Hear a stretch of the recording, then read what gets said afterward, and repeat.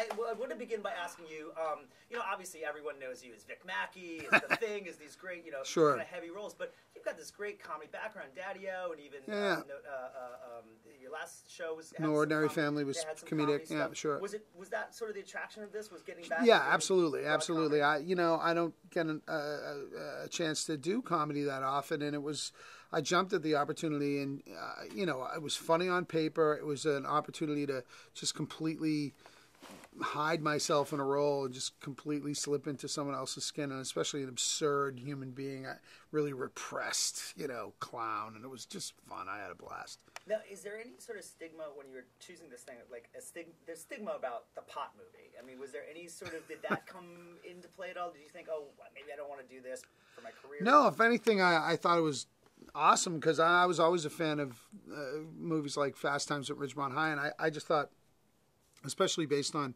the way John was talking about it and the way he wanted to shoot it, he really delivered in every way. I think it's like the first ever cinematic stoner comedy of all time. I mean, it's a beautifully shot film. It's a really well-made movie.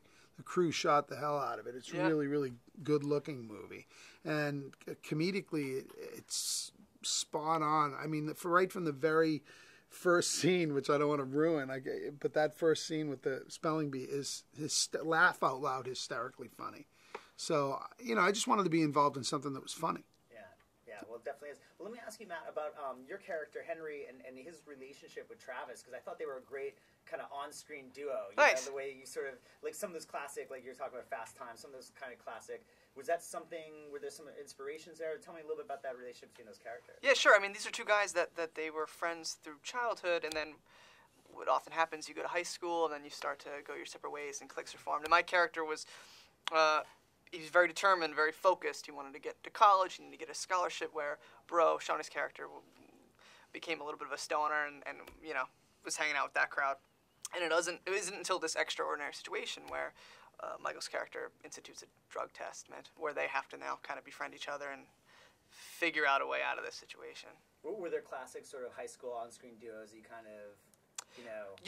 in prep to prep, kind of to prep for this, I watched like Risky Business, you know, to humbly compare, but you know what I mean. But Risky Business and even The Girl Next Door, and these kind of films that have these strong friendships that have to work together, lean on each other to kind of overcome this. Humbly compare, they killed it. I was really proud of these two. Thank you. Really, they killed it. They had great chemistry together, and I mean, and Sean has really shades of the young Belushi too. Totally. Belushi going on there, John, I should say, and I just thought their chemistry and relationship rapport instantly likable, and that was paramount for the movie because you really want to take the ride with these two guys. It's their movie.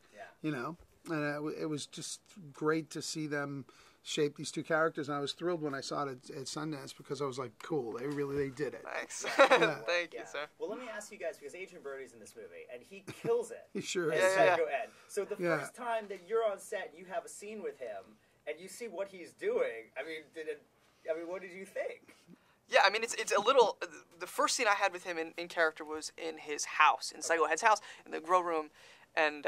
you know, he kind of starts doing like an eye twitch, and he starts getting like that guttural like thing, and it's like, oh, okay, this guy's dangerous. Like he's a little dangerous, and it translates. I mean, it worked. When I saw the cornrows, I just started laughing. I just thought.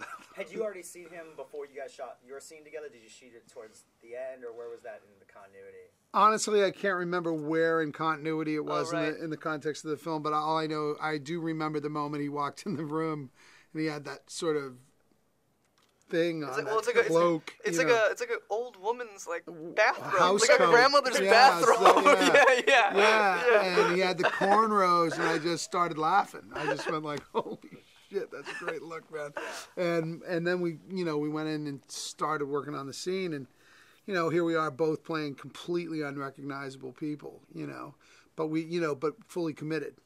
And that's what made me excited, that he was fully committed, and I was throwing down, and that's what you want. You especially anything that you do, but particularly in comedy, if it's going to work, you have to completely throw yourself at it. And we were all throwing down, and we were, and then cut, and we'd laugh our asses off.